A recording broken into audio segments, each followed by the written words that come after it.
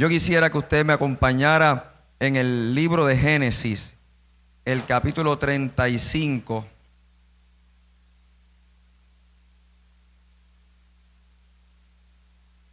Génesis capítulo 35. Y si es tan amable, por favor, usted se pone de pie para ser reverentes a esta palabra. Libro de Génesis, capítulo 35. Y voy a leer los versos del 1 al 15. Leo en el nombre del Dios que es trino. Dijo Dios a Jacob: levántate y sube a Betel y quédate allí, y haz allí un altar al Dios que te apareció cuando huías de tu hermano Esaú.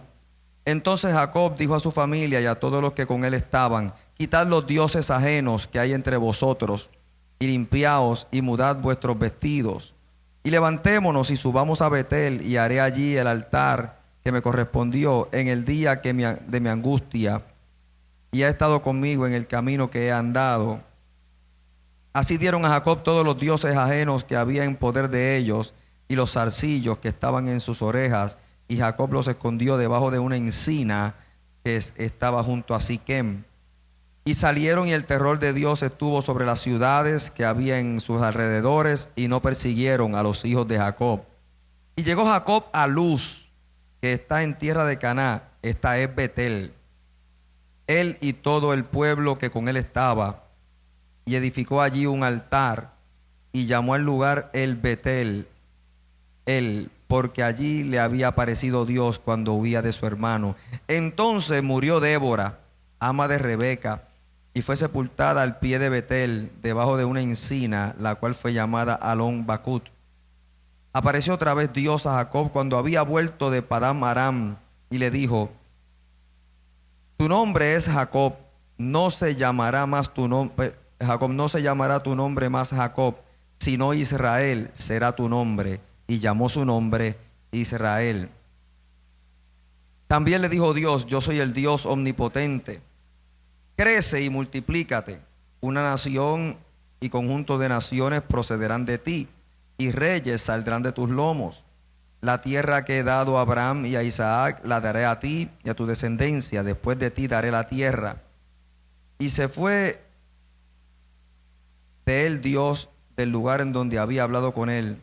Y Jacob erigió una señal en el lugar donde había hablado con él, una señal de piedra, y derramó sobre ella libación, y echó sobre ella aceite. Y llamó Jacob el nombre de aquel lugar donde Dios había hablado con él, Betel. Señor, ciertamente tú estás en medio nuestro. Te pedimos, Espíritu Santo de Dios, que tú nos ministres esta palabra.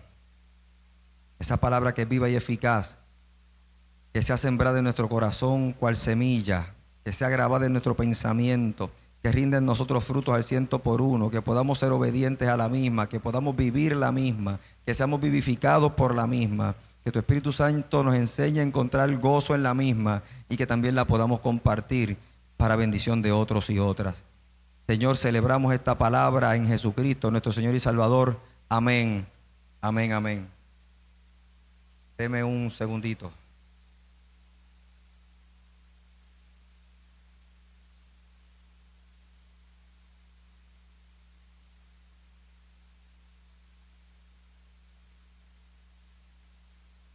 Gracias. Mis hermanos, si se dio cuenta, este pasaje fue el mismo pasaje que utilizamos para el mensaje de hace 2 domingos, la última vez que nos encontramos acá. Estuvimos hablando precisamente de este pasaje. Sin embargo, en esta ocasión lo quiero retomar, porque en aquella ocasión hablamos del pacto, de la renovación de los votos, de la renovación de los pactos, y básicamente lo que hablamos en aquella ocasión es que después de un primer encuentro que tuvo Jacob con Dios, luego de haber tenido un altercado con su hermano, luego de haber habido una trifulca familiar, luego de que Jacob le hubiese robado la primogenitura a su hermano y hubo logrado la bendición de su padre para encargarse de la heredad de la familia, a sabiendas de que no le correspondía, en aquel momento tuvo que entonces salir Jacob de su tierra, salir Jacob de casa de sus padres, salir de la casa de su familia para irse a tierras extrañas, porque estaba temeroso que por las acciones que habían hecho, las consecuencias le acarrearan mal. Así que Jacob estaba viviendo básicamente las consecuencias de sus acciones. Jacob había concertado para robarle la primogenitura a su hermano Esaú y ahora estaba asumiendo las consecuencias de aquella mala acción. Así que tenía una mancha en el expediente, decíamos en aquella ocasión. Y lejos de su casa tuvo un encuentro con Dios y dijimos en aquella ocasión que tuvo una visión donde había una escalera cuyo extremo superior tocaba el cielo y el extremo inferior tocaba la tierra, y subían y bajaban ángeles. Y entonces el que estaba parado a la parte de arriba, que era Dios, le dio instrucciones a él que estaba acá abajo, anunciándole que le iba a guardar, que le iba a prometer, que iba, si él había querido y ostentado la primogenitura, pues que entonces tenía que asumir la responsabilidad de la misma, pero que Dios lo iba a guardar. Y entonces Jacob básicamente hizo pacto con Dios.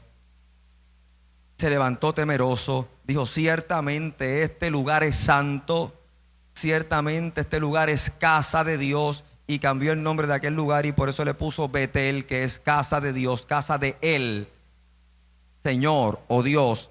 Y entonces dijo en su corazón Jacob: pues si Dios me guardase, yo regresaré a este lugar, y si me guardase, yo daré las ofrendas de todo lo que Dios me diere.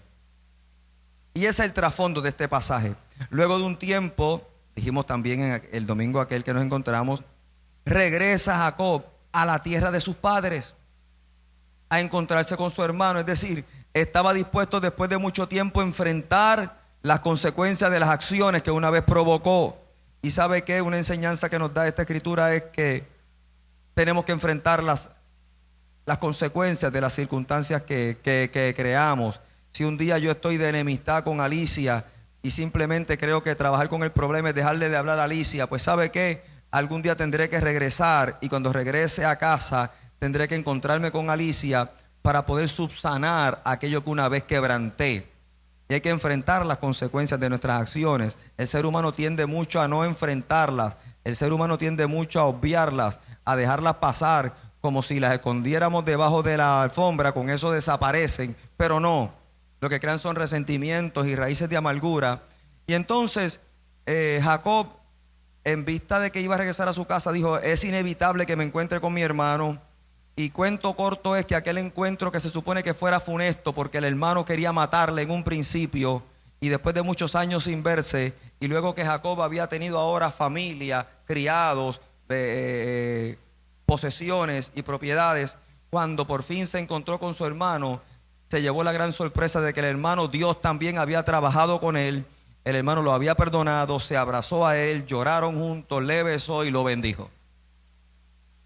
Así que en la medida que Dios trabaja con nosotros, también se encarga de nuestras circunstancias, y cuando tenemos que ir a enfrentar las mismas, puede que nos llevemos la sorpresa de que Dios, así como ha trabajado en nuestro corazón para enfrentarlas, también se ha encargado de nuestra situación para que podamos ver su gloria manifiesta. Y había sanado el corazón de Esaú. Entonces, en medio de este contexto es que se da esta palabra, donde entonces Dios le recuerda una cosa: el pacto. Y Dios básicamente lo que le está diciendo es: estás en casa de donde una vez saliste, yo te cuidé, yo cumplí con lo que pacté contigo, yo cuidé tu salida y cuidé tu entrada. Ahora ve al lugar donde hicimos pacto una vez y levanta un altar. Entonces Jacob reúne su familia, y dijimos también en aquella ocasión que Jacob reunió su familia y le hizo el cuento de su historia personal, o más que el cuento, le dio el testimonio de su historia personal y por qué iban a aquel lugar a levantar un altar y establecer pacto. Y se encargó Jacob de que sus esposas y sus hijos supieran lo que había pasado, cómo Dios lo había guardado y por qué era necesario ahora adorar al Dios que hasta allí lo había acompañado. Y decíamos en aquel domingo que era responsabilidad nuestra que en la renovación de ese pacto le dijésemos a los nuestros cómo Dios nos ha bendecido. Los nuestros sabrán de Dios lo que nosotros le testifiquemos de Él. Decíamos y utilizamos como analogía en aquella ocasión que ahora que los muchachos están estudiando, a veces le tenemos que ayudar en algunas materias, pero en otro lugar se encargan de su enseñanza. es en la escuela donde le enseñan matemática, español, inglés, estadística, biología, qué sé yo. Nosotros le enseñamos algunas cosas de valores en las casas, pero ¿quién le va a enseñar a nuestros hijos la palabra de Dios si no somos nosotros? Si nosotros la familia estamos esperando venir a los templos para que allí le digan algo del Señor, bueno, pues entonces estamos un tanto mal, porque aquí yo predico de una manera que es para un público distinto, multisectorial, de distintas capacidades, y es lamentable que a veces yo esté predicando y que, por ejemplo, Javier Andrés, que es mi amigo y es el más inteligente de esta sala, no me entienda. Porque Javier es un niño muy inteligente y Javier y yo sabemos algo que nadie más sabe y que le hemos dicho, y es la identidad secreta de cada cual. Solo Javier Andrés y yo sabemos que yo soy un superhéroe, que él es un superhéroe, pero ustedes no saben lo que yo sé. Y ustedes no saben lo que él sabe de mí. ¿Verdad, Javier Andrés? Ya está. Así es. Así que estamos predicando una palabra que a veces pues lo hacemos de forma general, pero no tenemos la constancia de quién la entendió, quién se la llevó en el corazón, porque son diferentes edades, porque son diferentes intereses, porque son diferentes maneras de procesarlo. Así que lo que aprendan tus hijos y los de tu casa acerca de Dios te toca a ti. Esa responsabilidad es tuya. Esa responsabilidad es nuestra. Esa responsabilidad es ineludible, es inescapable. Tenemos que ejercerla, tenemos que enforzarla en nuestra casa. Le enseñamos a los nuestros las cosas que hemos conocido de Dios. Y lo más que tú has conocido de Dios, te voy a decir una cosa, no es necesariamente Biblia. Lo más que tú has conocido de Dios son las cosas que Dios ha hecho contigo. Eso tú lo puedes explicar. Quizás tú no puedas explicar exegéticamente todos los detalles teológicos de un pasaje bíblico, pero sí las cosas que Dios haya hecho contigo. Y eso será una administración poderosa para tus hijos. Y en aquella ocasión hablamos de todo esto. Esta ocasión tomamos el mismo pasaje para lo siguiente, para añadirle algo adicional. Y es lo siguiente: que Jacob estuvo dispuesto a tomar su familia para ir al altar, a levantar un altar, que es sinónimo de adoración, es sinónimo de honrar a Dios. Levantamos un altar, y recuerde una cosa, a veces nosotros miramos hacia el frente y pensamos que este es el altar. El altar es todo lugar donde allí un creyente exalte al Dios del cielo y de la tierra. Altar hay en tu casa, altar hay en tu cuarto, altar se levanta en tu carro, altar levantamos en el estacionamiento del Coliseo cada vez que nos congregamos allí, altar levantamos en una reunión familiar cuando estamos juntos en el nombre de Jesús. Esto que está aquí es una estructura, esto es un púlpito, pero para nada esto es un altar si no se exalta a Dios en medio de ellos. Mire, es más, hay iglesias posmodernas, hay iglesias neopentecostales, que eso es un término que se utiliza para un tipo de iglesia posmoderna. Iglesias posmodernas, neopentecostales, que ahora han cambiado esta estructura, lo que nosotros llamamos un altar, por una tarima. Esta es la tarima donde se ponen muchas cosas, y la gente quiere tener música, luces y muchas cosas aquí pasando, pero a veces estamos lejos de que en este lugar se adore con pasión, en espíritu y en verdad al Dios del cielo y de la tierra. Así que esto es una estructura, pero dice la Escritura que Jacob fue a aquel lugar a levantar un altar. ¿Y a qué lugar fue? Al lugar donde tuvo ese primer encuentro con Dios. Porque aquel primer encuentro te marca. Oiga, yo no sé si usted se acuerda de esos primeros encuentros con Dios. Yo me acuerdo del mío. ¿Cuántos se acuerdan del suyo? Levante la mano bien alto. Levántelo, pero déjeme ver su mano para saber quiénes se acuerdan de ese encuentro con Dios. Nancy no se acuerda, pero el esposo sí. Yugo desigual. Esos encuentros con Dios son poderosos, nos marcan.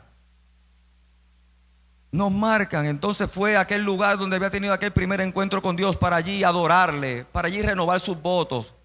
Pero dice que en una segunda ocasión Dios le llama nuevamente. Y entonces hablaron no tanto del lugar, sino de la identidad. Y dice esta Escritura que Dios le dijo: tu nombre es Jacob, pero yo te dije que ya no te vas a llamar más Jacob, sino que te vas a llamar a Israel. Y serás padre de naciones, y de ti saldrá otra gente. Es decir, en lo porvenir yo tengo una obra grande, que a lo mejor no la verás ahora, pero que está en mi absoluta potestad. Dios va a hacer cosas grandes no solamente contigo, sino con los tuyos. Pero va a depender de lo que tú hagas hoy. Y sabe que hay cosas que Dios tiene Dios tiene cosas grandes con los tuyos, que a lo mejor necesariamente tú no las vas a ver todas, pero van a depender de lo que tú hagas hoy, de lo que tú siembres hoy. Mire, yo me gozo mucho cada vez que ponemos los cultos y entonces Migdalia comienza a seguir metiendo gente en el grupo. Y pastor, somos 2. Pastor, somos 3. Pastor, hay espacio, pues dile que sí, porque imagínate, usted llega con 18. Ella se empeña. Pero me encanta esa dinámica.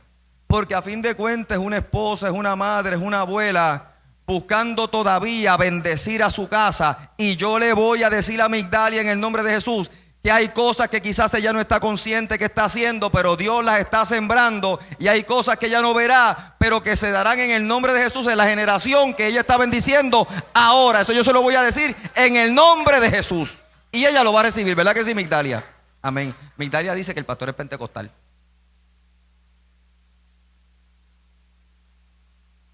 Migdalia dice eso, ¿verdad que sí, Migdalia? Amén.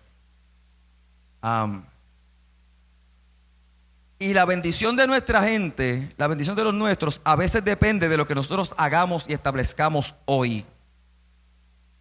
¿Tú quieres que los tuyos sean bendecidos? Tienes que hacer cosas hoy. Mire, hay familias de aquí que después de la pandemia vamos a ver a nuestros hijos irse. Mi Lieda ahora retornará a Mayagüez, que de hecho la pandemia fue a nivel mundial para que yo tuviese un espacio de un año para adaptarme, que la nena se iba para Mayagüez. Para eso fue la pandemia. Las clases online fueron para eso. Pero por ahí se valoren, que es la nena de la casa. Y por ahí pues seguramente alguna familia pues se le va a otro u otra. Y son despedidas porque después de uno sembrar tanto en los hijos de uno, de momento pues que se van. O porque van a estudiar, o porque se van a trabajar, o porque se enamoran, qué sé yo. Y son momentos, ¿verdad?, de uno dejarle el camino libre para que hagan lo que tiene que hacer.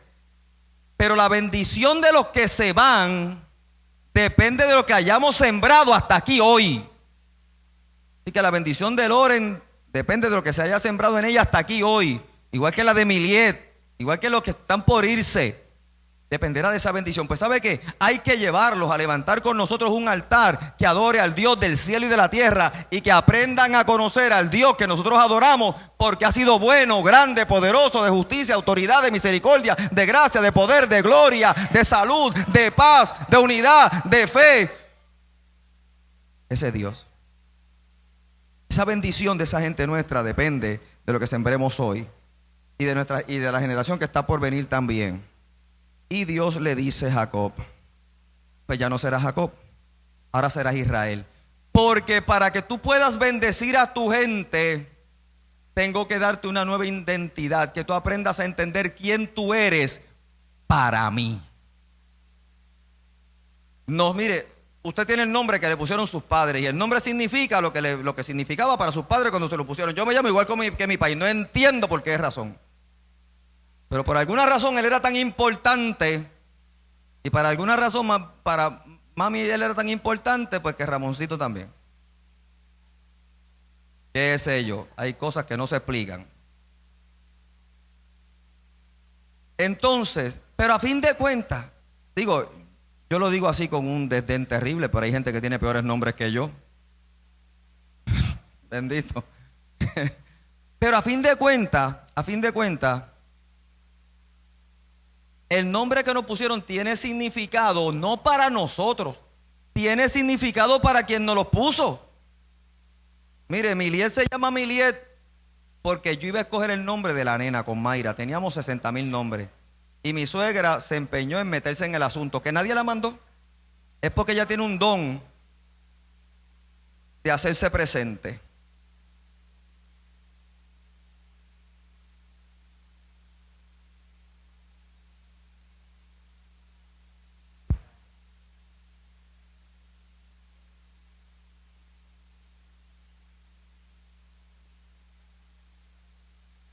Está texteando mi suegra.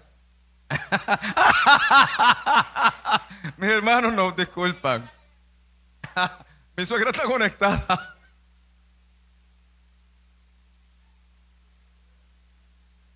Mi suegra, usted sabe que usted es la mejor. Usted sabe que usted es la mejor.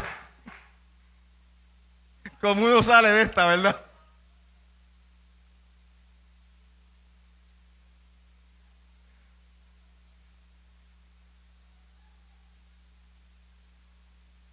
Entonces, mi suegra le seguía diciendo nombres a Mayra. Ponle este nombre, no me gusta. Ponle este nombre, lo vamos a coger nosotros. Ponle este nombre. Hasta que un día me dijo,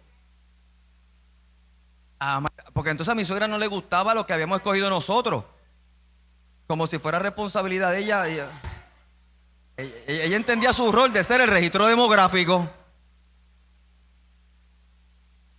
Entonces, mi suegra me dice, Ramón, te tengo el nombre para la nena. Milied. Coincidentalmente, Milied es el nombre de ella y el de mami. Milied, de Milagros y Edna. Milied. La cosa fue que, ay, Milied, pero cuando lo dije 2 veces, Milied, me sonó bien. Y me dio rabia porque hasta me gustó.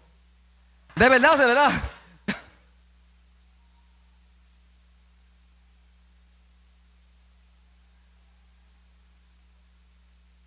¿Verdad, Mayra? Que fue así.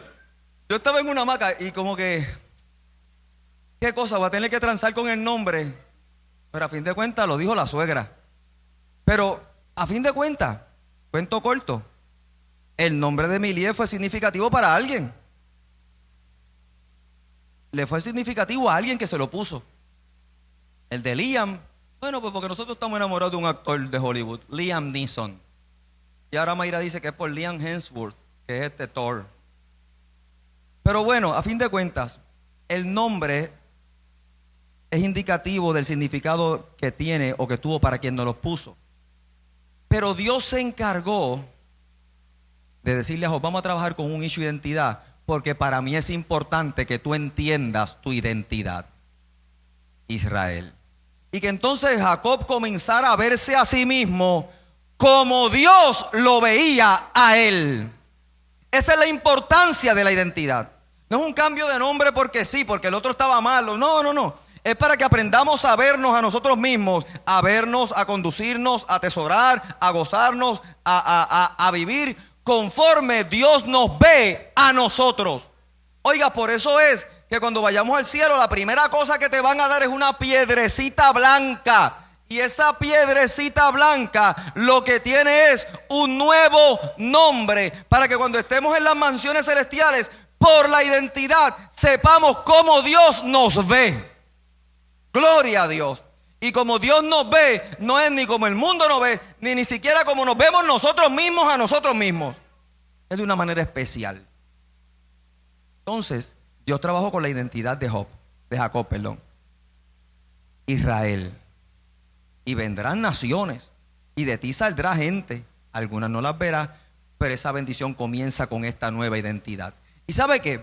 Yo me imagino que entonces Jacob tuvo que comenzar a enseñarle a los suyos que ya no era Jacob, que era Israel. Pero tendría que aprender a comportarse delante de Dios, no como el viejo Jacob, sino como el nuevo Israel.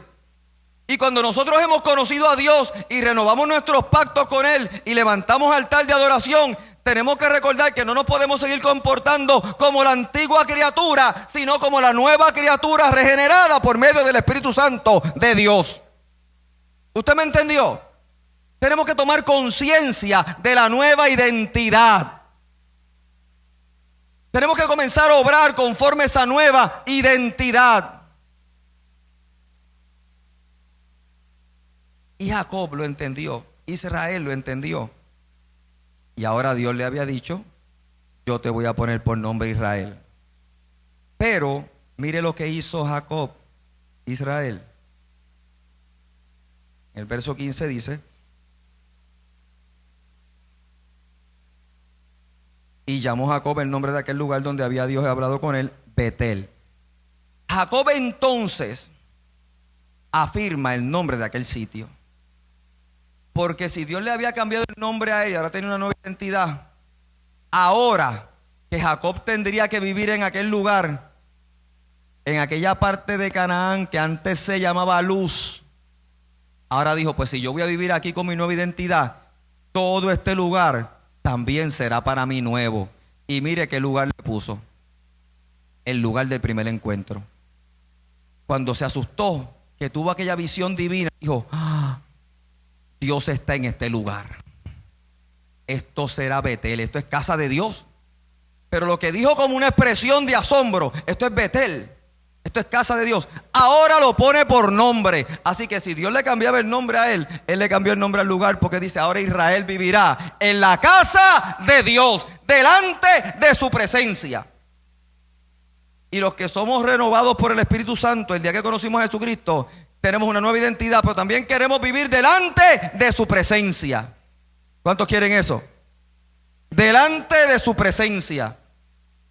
Delante de su presencia. Delante de su presencia. Los matrimonios de la casa tienen que aprender a vivir delante de su presencia. Los padres de los hijos de la casa tienen que vivir delante de su presencia. Los hermanos de la casa tienen que vivir delante de su presencia. Los novios que están a punto de casarse o se están conociendo tienen que vivir delante de su presencia. Los que están creando amistades de cualquier tipo tienen que hacerlo delante de su presencia. Así que dígale al que está a su lado: será delante de su presencia. Será delante de su presencia. Será delante de su presencia. Será delante de su presencia en Betel, en la casa de Dios.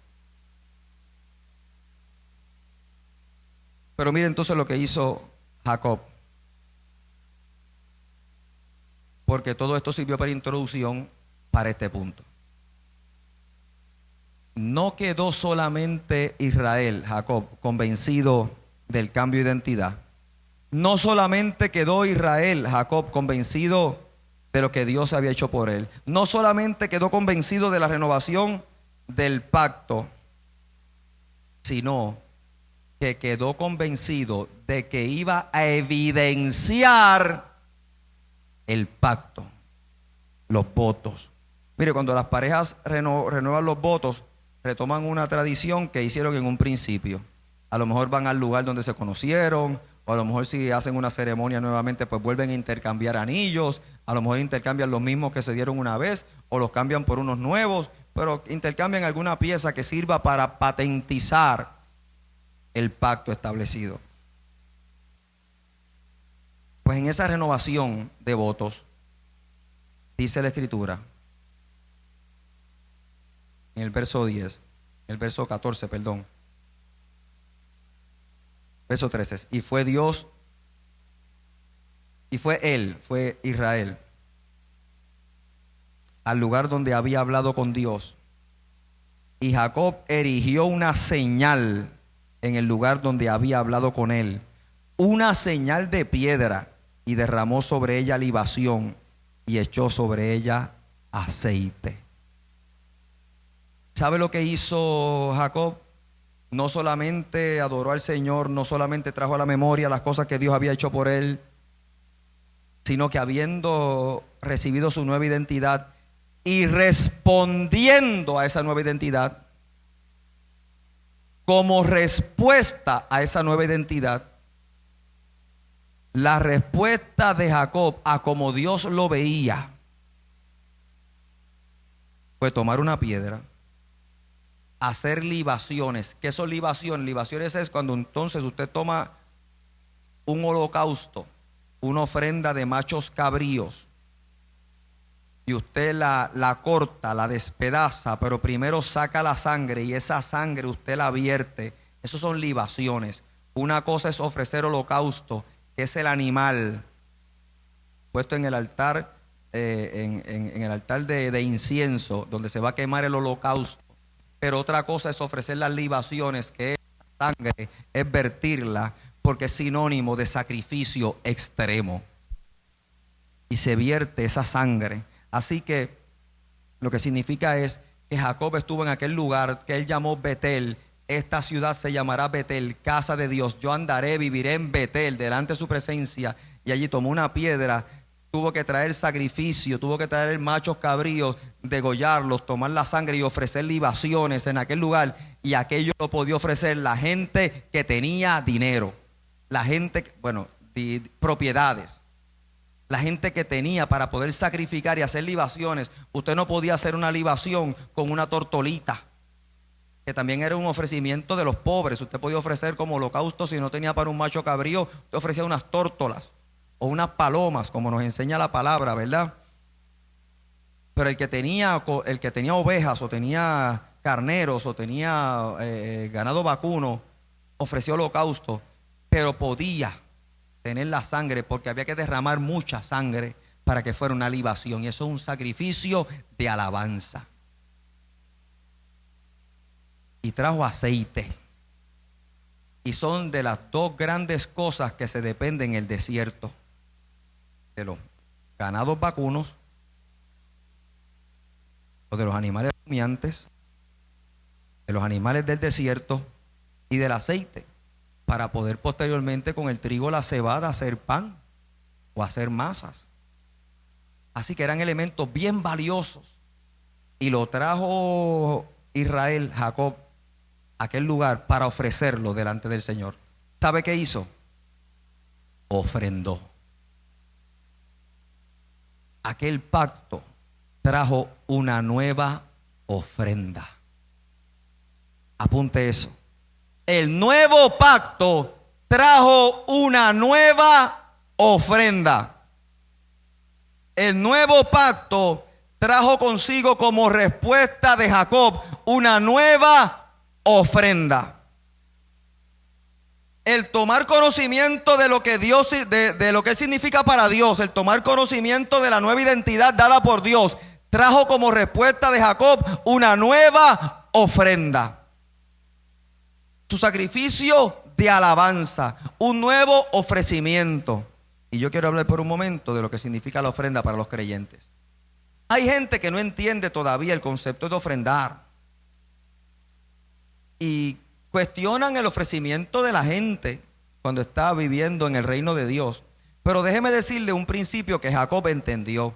Jacob hasta aquí se había ido y por sus capacidades había amasado fortuna. Había amasado fortuna.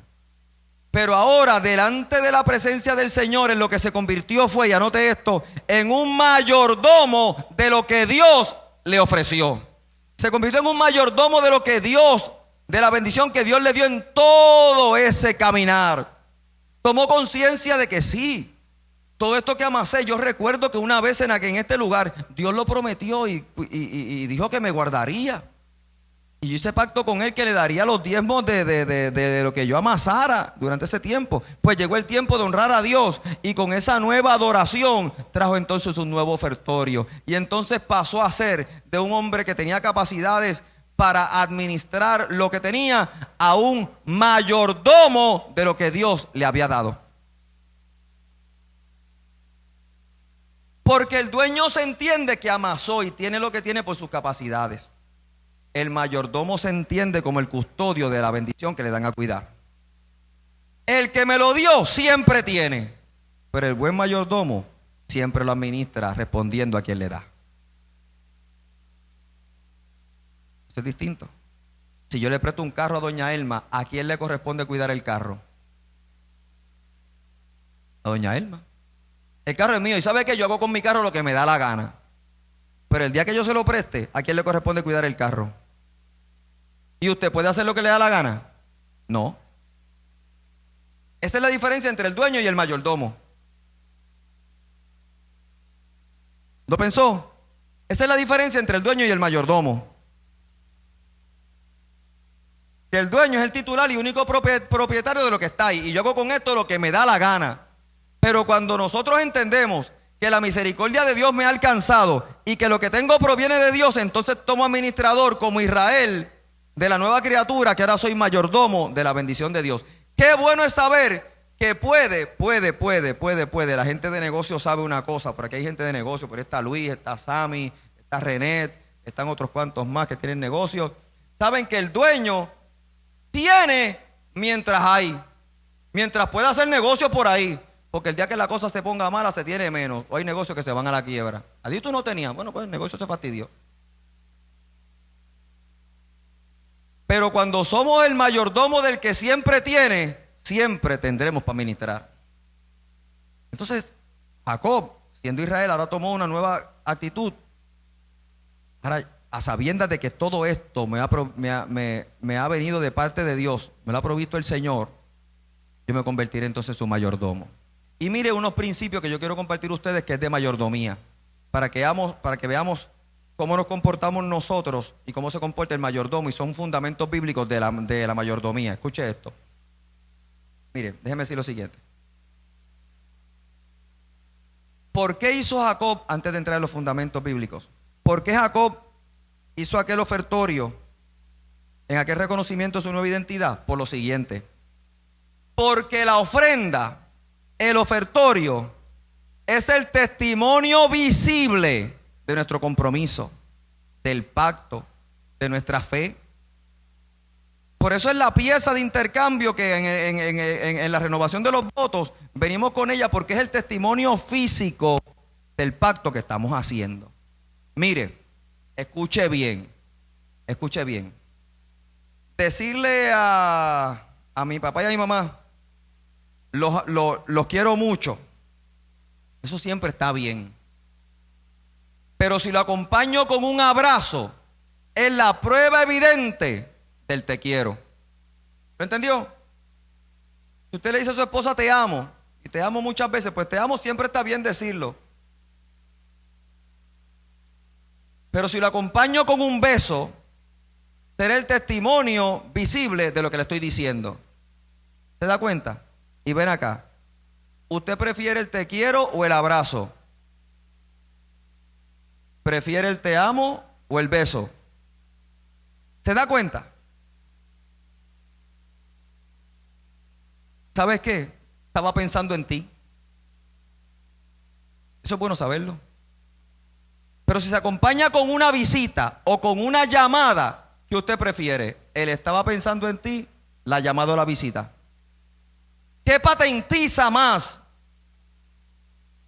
¿Qué sirve como evidencia? ¿Qué testifica de la intención?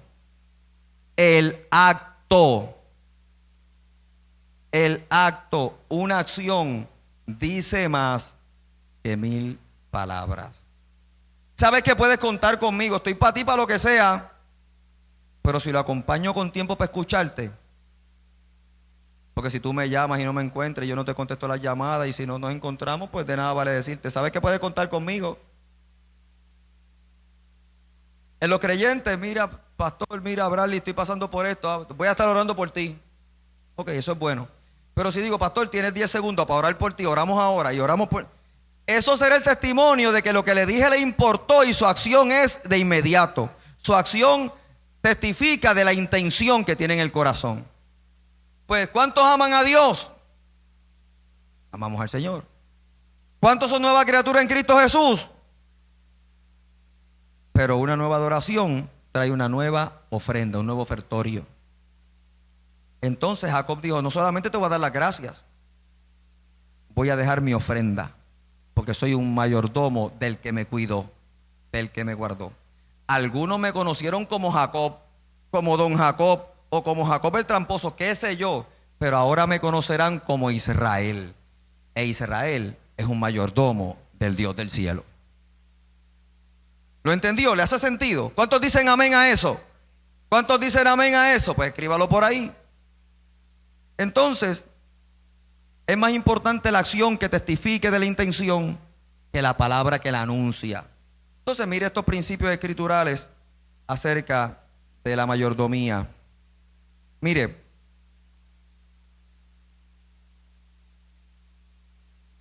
los que no creen que las posesiones son buenas, hay tres visiones. Déjeme parafrasearlo. Hay tres visiones distintas de ver el manejo de los bienes. Bienes de cualquier tipo. Dinero, adquisiciones, propiedades, bendiciones que podamos administrar. Hay tres visiones. Se ve desde la pobreza, y esto en el contexto cristiano, se ve desde la pobreza, desde la prosperidad o desde la mayordomía. Hay tres formas de visualizar el manejo de los bienes en las comunidades cristianas. Una visión es desde la pobreza, otra visión es desde la abundancia, desde la prosperidad, y otra visión es desde la mayordomía. Y son tres visiones distintas. Mire, Para el que mire el manejo de los bienes desde la pobreza, piensa que tener posesiones es malo. Tú tienes que tener una casa, y una casa humilde. ¿Para qué tienes dos? Si no hace falta tener dos casas. Entonces, el que lo mira desde la pobreza ve el manejo de las posesiones como malas. ¿Y por qué dos carros? ¿Y por qué quedarte en el hotel si te puedes quedar en este otro? ¿Y por qué gastar si puedes ahorrar? Entonces la posesión es mala, las posesiones son malas. El que lo mira desde la prosperidad, el que ha creído en el Dios desde la prosperidad, el Dios que prospera, las posesiones son un derecho porque somos hijos de un rey. Y los hijos de los reyes tenemos. Es un derecho que reclamamos y por eso reclamamos, declaramos, decretamos, decimos, sellamos. Porque las posesiones entonces son un derecho. No que tengo una casa, es que tengo dos, compré la segunda. Pero el que lo mira desde la mayordomía, lo ve como una responsabilidad. Lo que yo pueda adquirir, el bien que yo pueda adquirir, el que sea, la casa o la segunda o la primera o el carro, los dos carros, lo ve como una responsabilidad que como me ha venido del Señor, la manejo, lo cuido con responsabilidad. Y así lo ve el mayordomo. La adquisición de propiedades, el tener como una responsabilidad de los creyentes. El trabajo, para el que mire el manejo de las finanzas desde la pobreza, el trabajo está para satisfacer las necesidades básicas. Se trabaja para satisfacer las necesidades básicas. No es para mucho lujo, es para necesidades básicas. El que lo ve desde la prosperidad es para enriquecernos, porque somos hijos de un rey y debemos tener más. Oiga, yo escuché una vez a un hombre, al pastor Font de Fuentes de Guayiba hace muchos años, interpretando el pasaje que decía que nosotros somos reyes y sacerdotes, que nosotros somos para el Señor reyes y sacerdotes, y él decía lo siguiente, yo lo escuché con mis oídos de comer, y clarito, que nosotros somos sacerdotes en la iglesia y en el reino, y reyes en la tierra. Y yo dije, ¿y qué disparate es este? Porque cuando tenemos una visión del reino desde la prosperidad, el trabajo es la manera de nosotros enriquecernos. Oiga, ¿sabe qué? El pastor Font después no estuvo más al frente de la iglesia Fuente de Agua Ibar, está su hijo. Y está radicado en uno de los estados, creo que es en Texas. Y después de muchos años tiene otra congregación. Tiene una congregación. Podemos después buscar, porque está en internet, la busqué. Y cuando usted lo abre, tiene unos libros que él vende. El primer libro que me salió, el primero, no el segundo, no el tercero, el primer libro que me salió que le estaba promocionando. ¿Cómo hacerte millonario?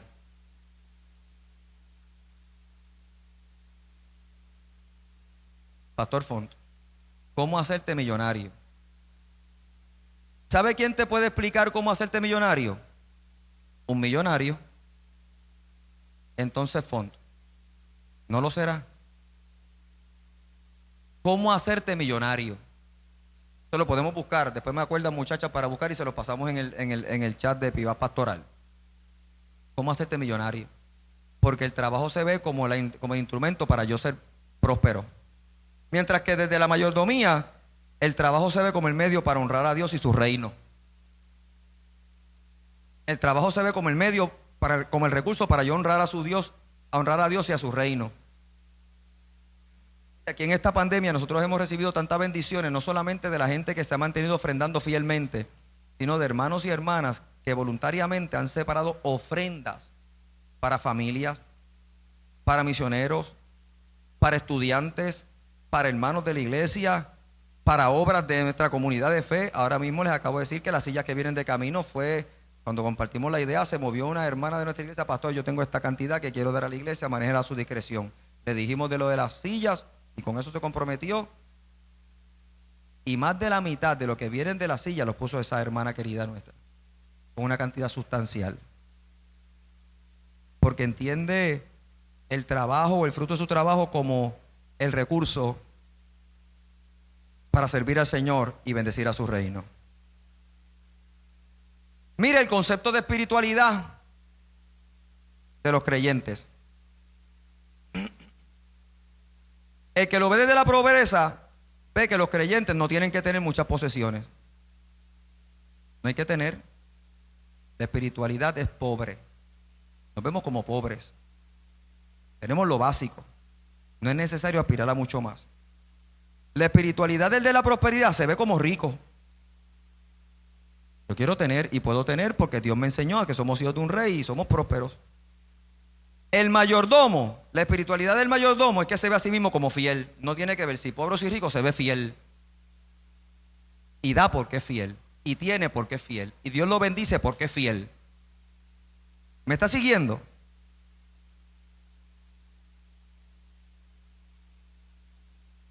Para los que ven el manejo de la finanza desde la pobreza, entienden que los carnales son ricos. Ven a los ricos como carnales.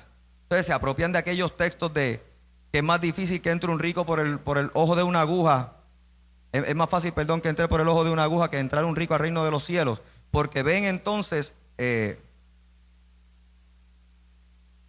a los carnales como ricos. El que cree en la prosperidad ve el carnal como pobre. Porque es carnal, está pobre. El que es rico para el pobre es un carnú. Y el que predica prosperidad ve al pobre, eres pobre porque eres un carnal, porque no estás metido con Dios. Porque el que ama a Dios y está en las cosas de Dios, Dios lo bendice. Pero entonces, desde la mayordomía, los carnales son los infieles. No tiene que ver con lo que tú tengas, es con lo que está en tu corazón. Es donde está tu fidelidad. No es por lo que tú tengas, porque ¿sabe qué? Hay hombres y mujeres de Dios que en su momento tienen y en otros tienen menos, pero siempre verán la provisión. Siempre verán la provisión. Oiga, ¿cuántos han visto la provisión de Dios? Y la hemos visto cuando hemos tenido y la hemos visto cuando nos ha faltado. Pero siempre hemos visto la provisión llegando en el momento oportuno. Amén, amén. Amén, amén. Eso es para los fieles.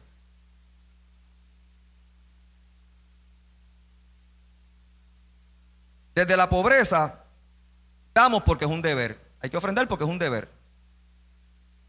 Yo recuerdo a algunos pastores de la vieja guardia que decían, tú tienes que dar una ofrenda que te duela. Tu ofrenda es agradable al Señor cuando a ti te duele. Eso lo escucharon alguna gente de la vieja guardia. Pues entonces, ven el dar, damos porque es un deber. El que ve el manejo de las finanzas desde la prosperidad, damos porque habremos de recibir. Porque el que da siempre recibe. Porque Dios le recompensa y da para atrás. El que es buen mayordomo, damos porque amamos a Dios y su justicia. Damos porque amamos a Dios y su justicia. Y por último,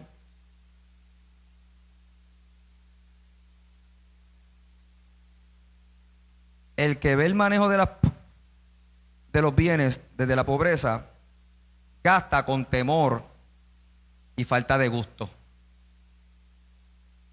Con temor y falta de gusto. ¿Y por qué eso tan caro? ¿Y por qué ese traje con tanta ostentosidad? ¿Y por qué ese carro con tanto? Gasta con temor y con falta de gusto, porque no se permite los gustitos. El de la prosperidad lo ve como consumista y voy a tener las cosas que quiero y entre más flashy mejor, porque es la evidencia de que tengo y que Dios me ha bendecido. El que ve el manejo de los bienes como mayordomo gasta en oración y con responsabilidad. Gasta en oración y con responsabilidad. Hay que orar para gastar. Mire, hay que orar para buscar trabajo. ¿O no? Hay que orar para que nos lleguen los ingresos. Y hay que orar para gastar. Yo he dicho aquí muchas veces que hay gente que tiene problemas que no es de dinero, es de administración. Y no importa que tengan más dinero, como no han corregido y como no han orado y como no han trabajado su identidad nueva como mayordomo, ¿sabe qué? Cuando tengan más dinero van a gastar más y van a tener la misma situación. Entonces, esos son principios de quien con una nueva identidad le crea a Dios y maneja sus inversiones, o sus bienes, o sus posesiones para el reino. Para el reino. Por último, Vaya a Génesis 14.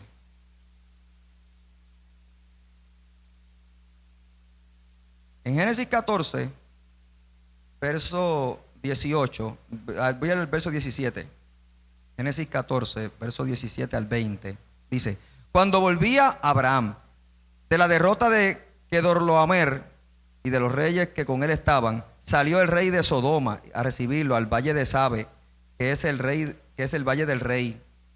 Entonces Melquisedec, rey de Salem y sacerdote del Dios Altísimo, sacó pan y vino y le bendijo diciendo: bendito seas, Abraham, del Dios Altísimo, creador de los cielos y de la tierra. Y bendito sea el Dios Altísimo que te entregó a tus enemigos en tu mano. Y le dio a Abraham los diezmos de todo. Esto fue una batalla que tuvo Abraham cuando tuvo que ir a librar a su sobrino Lot de 5 reyes. Y luego que fue para allá en esa misión de rescate, cuando regresaba, le salió al encuentro este personaje que de esto hemos hablado, que es Melquisedec, que para nosotros es una imagen visible del Dios viviente, del que había hecho pacto con él. Y el rey de Salem, Melquisedec, le ofreció a Abraham pan y vino. Pan y vino. Sabía Melquisedec del Dios Altísimo de Abraham, sabía del pacto, y bendijo al Dios de Abraham. Y Abraham, cuando reconoció, parece que reconoció delante de quién estaba, porque dijo: ¿cómo este hombre sabe de mí y cómo este hombre sabe de Dios? ¿Cómo este hombre sabe de mí y cómo este hombre sabe de mi pacto? ¿Cómo este hombre sabe de mí y sabe quién me ha bendecido? ¿Cómo este hombre sabe de mí y sabe del Dios Altísimo? A menos que sea él mismo. Y en pleno reconocimiento y recibiendo el pan y el vino que le daba después de la batalla, Abraham, sin contemplaciones, le dio el diezmo de lo que tenía. Porque es la señal de intercambio, es la señal visible, es el testimonio visible del pacto, del compromiso, del voto. Y siempre será mayor que la intención del corazón. Siempre un beso será más grande que un te amo. Siempre un abrazo será más grande que el te quiero mucho. Siempre una visita, una llamada va a ser más grande que el pienso en ti. Siempre una conversación para escuchar y ser solidario va a ser más grande que puedes contar conmigo. Y siempre nuestra ofrenda será el distintivo de nuestro amor por el Señor. Es respuesta al amor. Israel, el antiguo Jacob, lo hizo, porque ante un nuevo pacto, un nuevo ofertorio. Y nosotros también.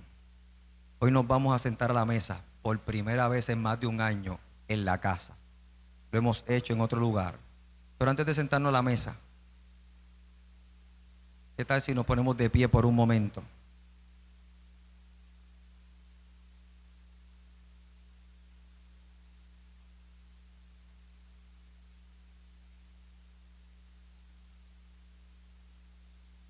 Mire, y usted le dice al Señor: Señor,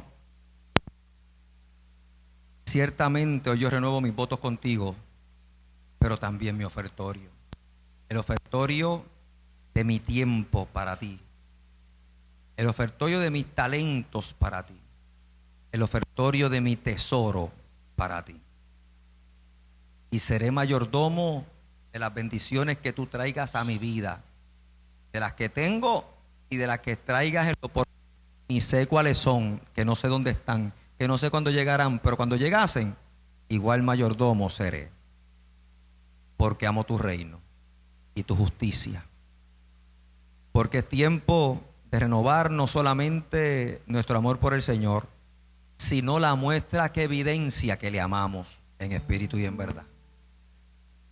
Que tú puedas, ahí donde estás, no solamente preparar tu corazón para sentarte a la mesa a recibir lo que está a punto de Dios entregarte en la mano, porque tu mesa siempre ha estado servida, y si estamos hasta aquí es por el Dios que nos guardó. Sino que también vengamos a la mesa con la disposición de tener muy claro lo que le queremos entregar al Señor. Enséñale a tus hijos de dónde vienen tus bendiciones. Hoy yo me iré para mi casa.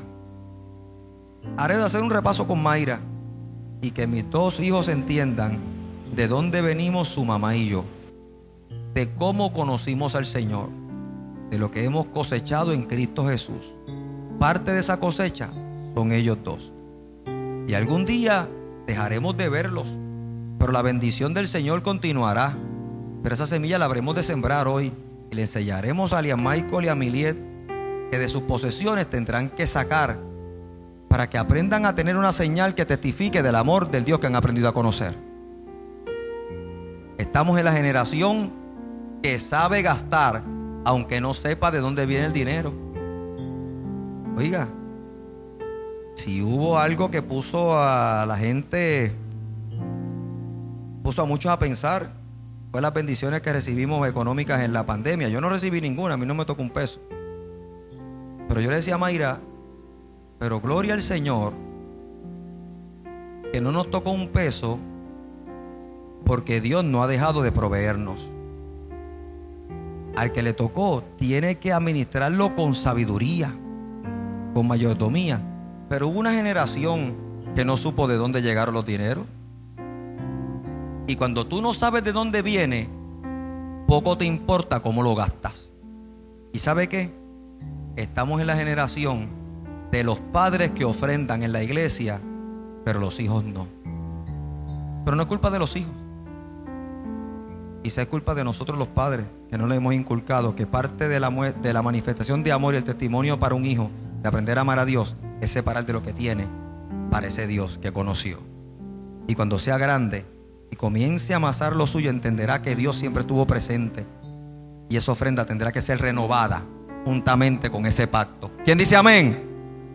Así que yo te invito a que tú separes tu ofrenda, que la envíes con denuedo, que usted amase la suya y tome su ofertorio como parte de su adoración y se goce en ella y la separe y la consagre y la traiga cuando la traiga y la envíe cuando la envíe. Pero que aprenda usted a gozarse en esa experiencia bonita de lo que es separar para Dios de lo que Dios ya nos dio.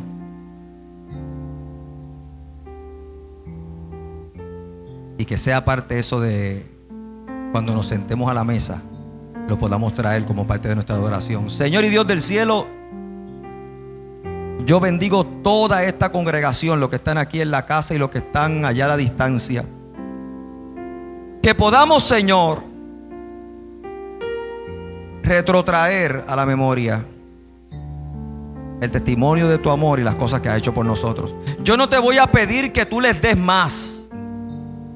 Yo te voy a pedir que nos motives a hacer el ejercicio para examinar cómo hasta aquí tú has caminado con nosotros. Y que desde lo que tenemos hoy renovemos nuestro pacto. Lo que tendremos mañana lo contaremos mañana. Pero hoy renovamos nuestro pacto con Dios. Pacto de amor, de fidelidad, de compromiso con nuestras finanzas y posesiones de hoy. Y separaremos para Dios lo que le corresponde a Dios, que ha sido bueno. Que no se mide por ciento, que se mide por gozo y agradecimiento. Porque tú has sido bueno. Bendice a nuestros hermanos a la distancia, bendice a los que están aquí, a punto ya de sentarnos a la mesa, con gozo y contentamiento, con oración y un nuevo ofertorio. En el nombre de Jesús. Amén, amén.